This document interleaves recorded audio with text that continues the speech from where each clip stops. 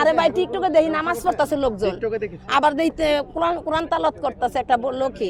আমরা হচ্ছে টিকটকে দেখছিলাম আর কি। আমরা হচ্ছে দুইটা জায়নামাজ নিয়ে আসছি, দুইটা গামছা আর দুইটা হচ্ছে লুঙ্গি। আমরা দুইটা জায়নামাজ নিয়ে আসছি আর দুইটা লুঙ্গি আর হলো গামছা নিয়ে আসছি দুইটা।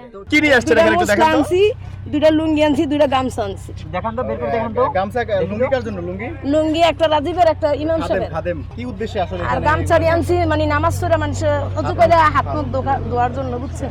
শুনেন, পাবলিক যদি খোঁচায় একটা ভালো মানুষও সুস্থ থাকতে পারে না, কথা বুঝছেন? আপনি আমারে যদি খোঁচান, আমি অবশ্যই কতক্ষণ মাথা ঠিক থাকবো, তখন উল্টাপাল্টা কথা বলা শুরু করব। ঠিক আছে, যারা শিক্ষিত মানুষ তারা এত উল্টাপাল্টা কথা বলে না, আর এত কথা বলতে চায় না। এটা যেহেতু আল্লাহর সাথে গাজা নিয়ে ধরা পড়ছে, গাজা নিয়ে ধরা পড়ুক আর না, দেখতাম যে সে ভালো কথা বলে, জানি না কার ভিতরে কি আছে। ইমান জিনিসটা হয়েছে আল্লাহর, শুধু আল্লাহর কথা ভক্ত বলে দেখো না, ভালো লাগছে যে তার কথাগুলো ভালো লাগতেছে, যেতে সে মনে আল্লাহ রাস্তা হয়েছে, হয়তো একদিন খারাপ করছে, এখন ভালো হইতে পারে। এই জন্য মানুষ ভালো হইতে সময় লাগে না, এটা ব্রেনের সব কাজ করে, কথা বুঝছেন? এভাবেই কোটি কোটি মানুষের ঘরে দেশ জুড়ে ফ্রিজ একটাই, ওয়ালটন।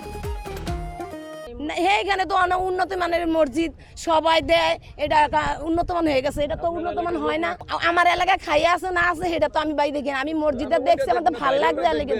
বাইরেলটা দেখছি কি লেগা, যে যেহেতু এই জায়গার মধ্যে মানুষ ঘুরতে আসে, একটু একটা মসজিদ এলে নামাজ পড়বো, হুজুরা আসবে, বাচ্চারা পথারি পোলাফেন রোজা নামাজ করলো, এগুলা শিখবে, এই জন্য আসছি না ভাই। আমি এনো কোনো বাইরে লইতে আসি না, আর এখানে আমি কোনো ইয়া করতে আসি। আরে ভাই টিকটকে দেখি নামাজ পড়তেছে লোকজন, আবার দেখতে কোরআন তালাওয়াত করতেছে একটা লোকে। আপনার টিকটকে অ্যাকাউন্ট আছে? এগুলো ভাই আমি চালাই না, এমনি বাচ্চারা চালাই, আমি দেখছি। এগুলো ভাই আমার ভিতরে নাই। কি করবেন? আচ্ছা, ওনারা যদি না থাকে নিয়ে যাবো, আমাদের এলাকায় দিব, সমস্যা না। আমাদের এলাকায় এতিমখানা আছে, এতিমখানায় দিয়ে দিব, কথা বুঝছেন? আপনার নাম? আমার বাবা জায়গা দিয়ে গেছে এতিমখানার নামে, এতিমখানা হইছে দোতলা আমাদের দেশের বাড়িতে। আমরা